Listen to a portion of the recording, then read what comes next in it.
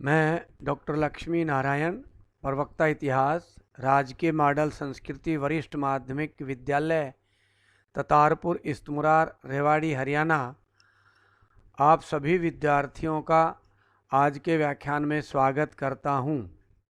आज का अपना विषय है वर्ण व जाति व्यवस्था। सबसे पहले जानते हैं वर्ण व्यवस्था के बारे में। वर्ण शब्द की व्युत्पत्ति संस्कृत की वरी धातु से हुई है, अर्थात जिसका अर्थ है वर्ण करना। वर्ण से तात्पर्य वृत्ति से भी लगाया जाता है, अर्थात किसी विशेष व्यवसाय का चुनाव करना। वहीं कुछ समाजशास्त्री वर्ण का अर्थ वर्ग से भी लगाते हैं, क्लास से, अर्थात प्रारंभिक कार्य विभाजन से जो वर्ग पैदा हुआ उसे वर्ण कहा गया। प्राचीन ग्रंथों में इन वर्णों का उल्लेख जाति व्यवस्था से पहले मिलता है। भारतीय समाज में 4 वर्ण थे: ब्राह्मण, क्षत्रिय, वैश्य और शूद्र। इन 4 वर्णों की उत्पत्ति संबंधी दार्शनिक व्याख्या पहली बार ऋग्वेद के 10वें मंडल में मिलती है। इस मंडल के पुरुष सूक्त में एक मंत्र में कहा गया है कि देवताओं ने आदि पुरुष ब्रह्मा के 4 भाग किए, यानी कि ब्रह्मा जी का व्यक्ति रूप बना करके और उसको 4 भागों में बांटा। उस व्यक्ति रूप को विराट पुरुष माना गया। उसके मुख से ब्राह्मण, उसकी भुजाओं से क्षत्रिय, उसकी जंघाओं से वैश्य और उसके पैरों से शूद्र। ये आदि पुरुष ब्रह्मा का चित्र जो पुरुष सूक्त में बताया गया है, वैसा हमने आपको इस चित्र के माध्यम से समझाने का प्रयास किया है। इसमें देखिए, ब्रह्मा के मुख से ब्राह्मण, भुजाओं से क्षत्रिय और इसकी जंघाओं से वैश्य और पैरों से शूद्र। इस तरह से ये आदि पुरुष की कल्पना की गई कि भाई इस तरह से जातियां यानी कि वर्ण हैं। अब एक बार नज़र डालते हैं वर्णों में कार्य विभाजन। वर्णों के कार्यों का विभाजन कैसे किया गया, शास्त्रों में लिखा मिलता है। चातुर्वर्णमया सृष्टम गुण कर्म विभागशय, यानी कि 4 वर्णों में की जो सृष्टि हुई है, 4 वर्ण जो बने हैं, उनके काम गुण के आधार पर बंटते हैं। एक जगह शास्त्रों में यह भी लिखा मिलता है, जन्मना जायते शूद्र है संस्कारादिजोच्यते, कि जन्म से सभी शूद्र होते हैं। अपने संस्कारों के कारण वो द्विज कहलाते हैं, यानी कि अपने संस्कारों से ही वो ब्राह्मण, क्षत्रिय, वैश्य और शूद्र बनते हैं। अभी जो 4 वर्ण हमने पढ़े, ब्राह्मण, क्षत्रिय, वैश्य और शूद्र, उनमें इनके कार्य देखते हैं कि कामों को कैसे बांटा गया था। ब्राह्मण के कार्य, ब्राह्मण की उत्पत्ति आदि पुरुष के मुख से मानी गई है, जैसा कि हमने अभी विराट पुरुष के चित्र में देखा।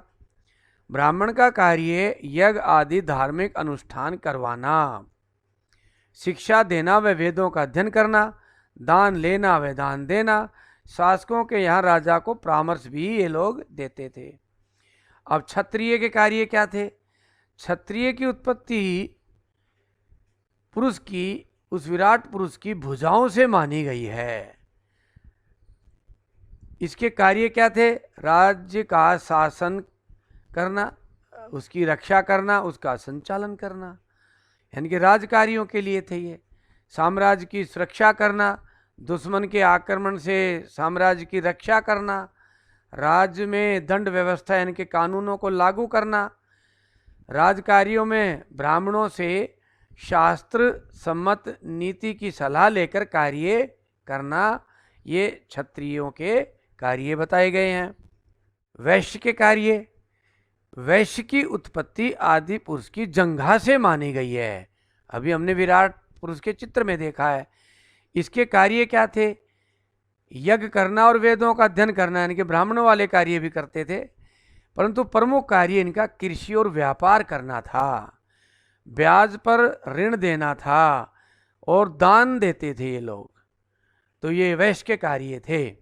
शूद्र के कार्य, शूद्र की उत्पत्ति ब्रह्मा अर्थात आदि पुरुष के पैरों से मानी गई है।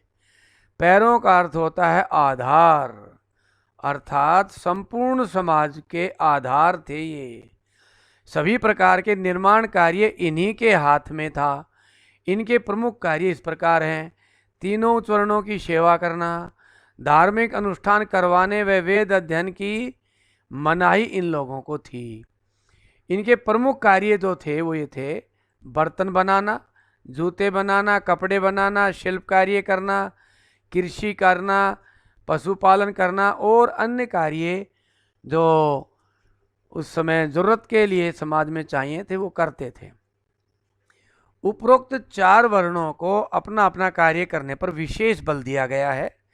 इसको दैवीय व्यवस्था मानी गई है।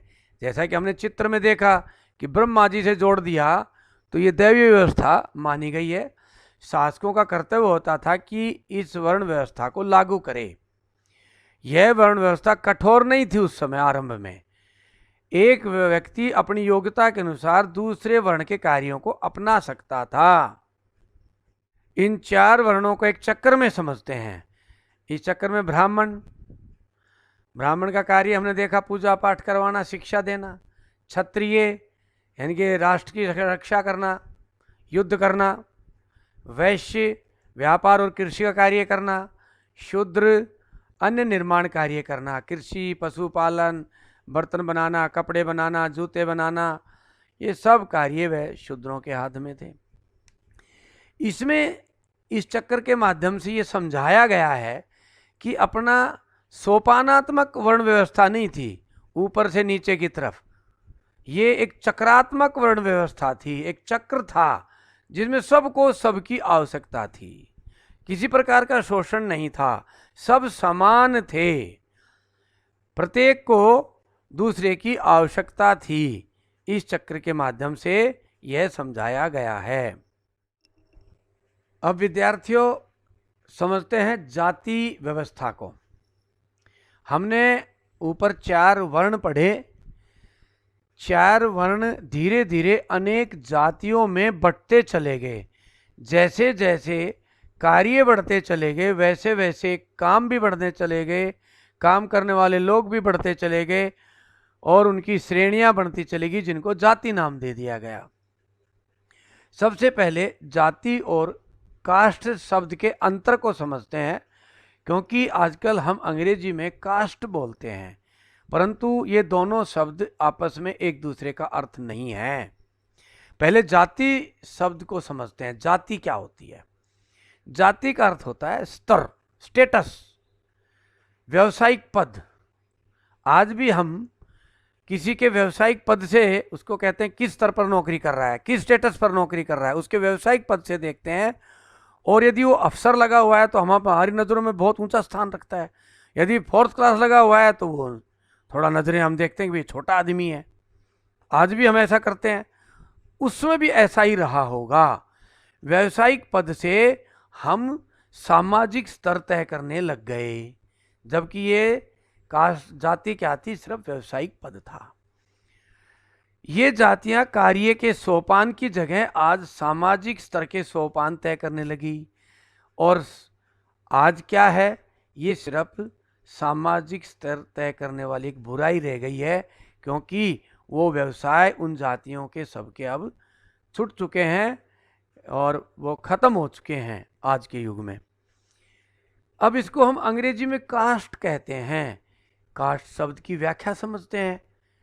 कास्ट शब्द पुर्तगाली शब्द कास्टा का मीनिंग है। ये कास्ट अंग्रेजी में ये CASTE, पुर्तगाली में CASTA। इसका अर्थ होता है नस्ल या प्रजाति। अब जाति में हमने तो कोई दूसरी नस्ल के लोग लाए नहीं, काम बटे थे, सब एक ही नस्ल के लोग थे, एक ही जाति के लोग थे, उन्होंने काम बांटे थे। परंतु यहाँ कास्ट से है नस्ल या प्रजाति, जो बिल्कुल मेल नहीं खाता जाति शब्द से। यहाँ हम सब एक नस्ल के लोग थे, सिर्फ कार्य बटे थे। परंतु कास्ट शब्द के अर्थ के अनुसार कुछ देशी विदेशी इतिहासकार इन जातियों में अलग अलग नस्ल ढूंढ रहे हैं, आर्य अनार्य शब्द की व्याख्याएं तैयार कर रहे हैं, शब्द गढ़ रहे हैं, भारतीय समाज में फूट डालने का प्रयास किया जा रहा है। आज भी विदेशी और मूल निवासी जैसे शब्द प्रचलन में लाए जा रहे हैं। ये सभी इस कास्ट शब्द का प्रयोग है, इसी का परिणाम है। प्यारे विद्यार्थियों, जैसे रिलीजन का अर्थ होता है पूजा पद्धति, जबकि धर्म इससे बिल्कुल अलग है। धर्म तो सेवा से जुड़ा है, कर्तव्यों से जुड़ा है। ऐसे ही कास्ट नस्ल से जुड़ा है, जाति स्टेटस से जुड़ा है, उसके कार्यों से जुड़ा है। इसलिए ये दोनों शब्द गलत मीनिंग करके प्रस्तुत किए जा रहे हैं। अब विस्तार से देखते हैं जाति को। कृषि और व्यापार के विकास के साथ अनेक नए व्यवसायों का विकास हुआ। शहरों में व्यापारी और कारीगरों के भिन्न भिन्न सामाजिक समूहों की संख्या बढ़ती गई। गांव में कृषक और उससे जुड़ी दस्तकारी जैसे बर्तन बनाना, हल बनाने वाले, वस्त्र और जूते बनाने वाले अनेक समुदाय रहते थे। इसे जाति कहा गया।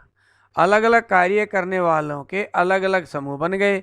इन सभी समूहों को समाज में स्थान वर्ण व्यवस्था के सैद्धांतिक आधार पर निश्चित होता गया।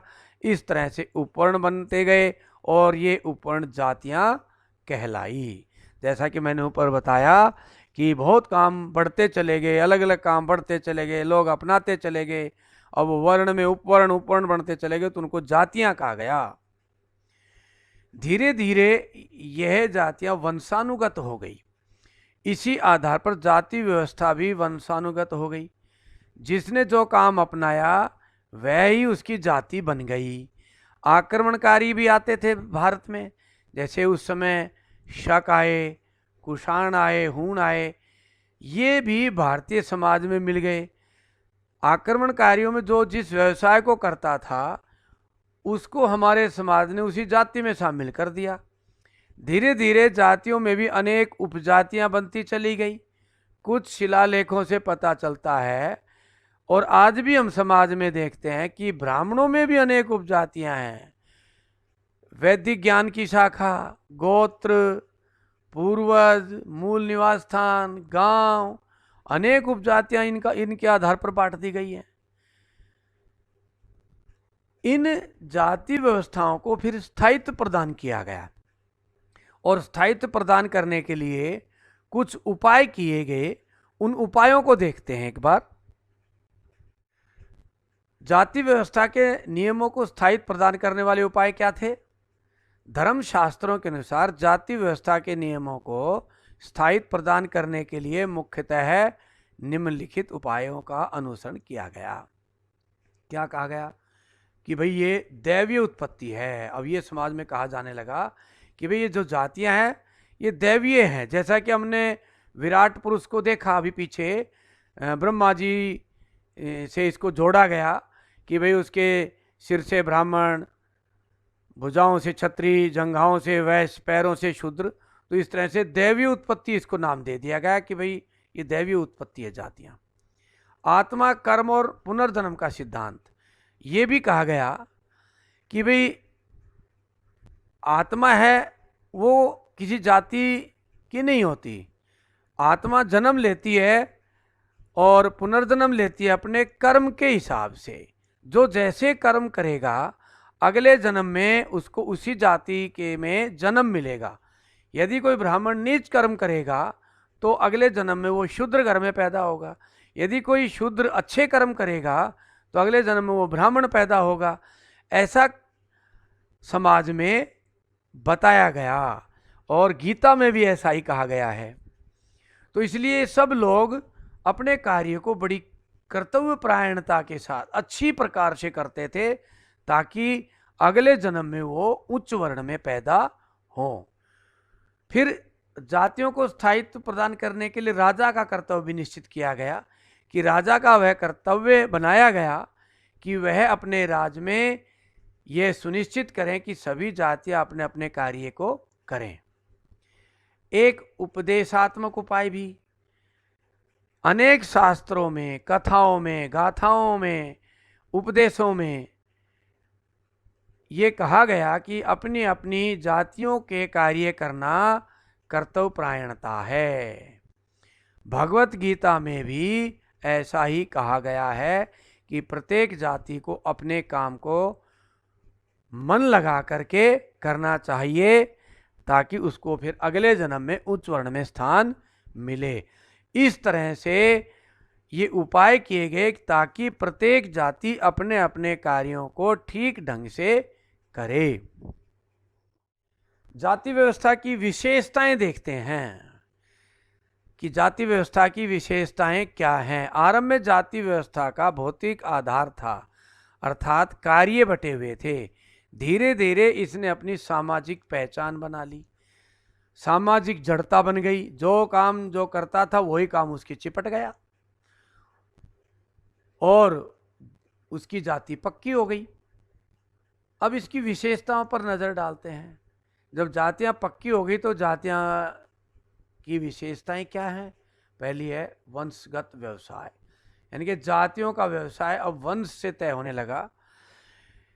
आरंभ में एक व्यवसाय को करने वाले की अगली पीढ़ी को कोई अन्य व्यवसाय अपनाने के लिए स्वतंत्र थी, परंतु समय के साथ साथ पिता अपनी संतान को वही कार्य सिखाने लगा जो वह स्वयं करता था, और धीरे धीरे यह प्रक्रिया वंशानुगत हो गई। तो आज हमें जातियां वंशानुगत मिलती हैं। जन्म के आधार पर सदस्यता जन्म के आधार पर भी है। ये तय किसी जाति में सदस्यता केवल उन व्यक्तियों तक सीमित थी जिन्होंने जिस जाति में जन्म लिया। किसी एक जाति से दूसरी जाति में सदस्यता संभव नहीं है, यानी कि वंशगत है और जिस जाति में जो जन्म ले लिया वो उसी जाति में रहेगा, अपनी जाति बदल नहीं सकता। सजातीय विवाह, ये भी अब जातियों का सामाजिक करण हो गया, यानी कि अब ये सजातीय विवाह होने लगे। तो ये अंतर विवाह और बहिर्विवाह हमने पढ़ा था पहले पिछले लेक्चर में। अंतर विवाह का अर्थ होता है कि अपने जाति के अंदर ही विवाह करना, जाति से बाहर विवाह नहीं करना। और बहिर्विवाह का अर्थ होता है गोत्र से बाहर विवाह करना।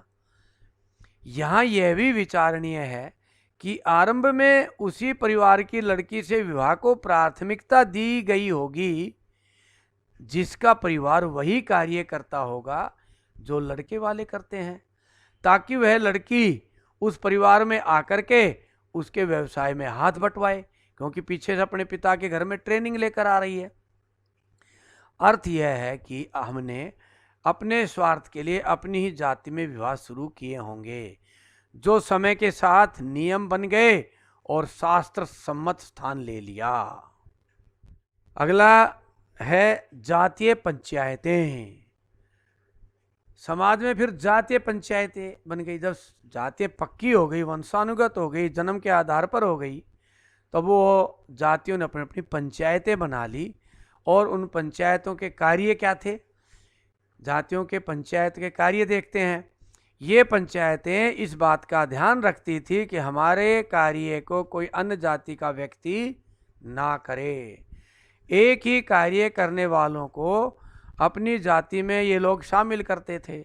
मान लो आक्रांता आए, शक आए, कुषाण आए, हूण आए, उनमें जो कार्य करने वाले लोग यहीं बस गए, उन्होंने वही जाति अपना ली और इन्होंने जातीय पंचायतों ने स्वीकृति प्रदान कर दी।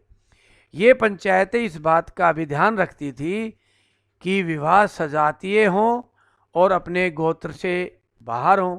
जैसा कि हमने अभी पढ़ा है, अंतर जातीय विवाहों को रोकना ये भी कार्य करती थी, और जातीय खान पान के नियमों का पालन भी ये करवाती थी। अगला है श्रेणीबद्धता। धीरे धीरे ये जातियां श्रेणीबद्ध हो गई, अर्थात ऊपर से नीचे प्रत्येक जाति का स्थान तय हो गया, ऊंच नीच की भावना आ गई। जाति ये तय करने लगी कि समाज में कौन कहाँ अपना स्थान रखता है, कौन सी जाति सबसे नीचे के पायदान पर है और सबसे ऊंचे के पायदान पर कौन सी जाति है।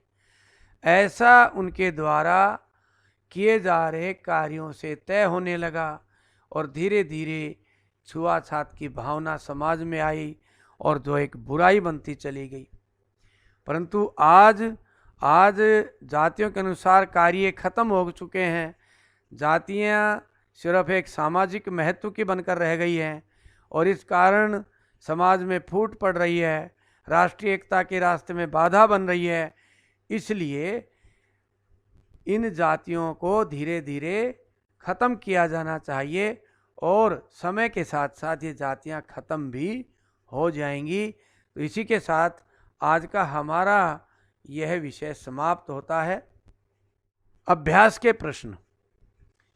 अभ्यास के प्रश्नों के उत्तर आपको सभी इसी व्याख्यान में मिलेंगे, किसी किताब में देखने की आवश्यकता नहीं है।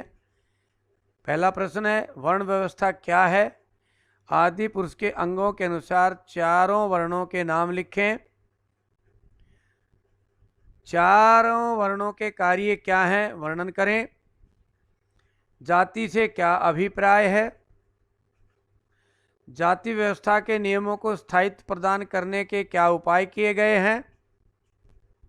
जाति व्यवस्था की 4 विशेषताएं लिखें।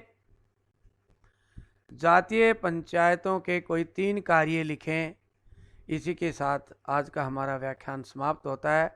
आप सभी का बहुत बहुत धन्यवाद।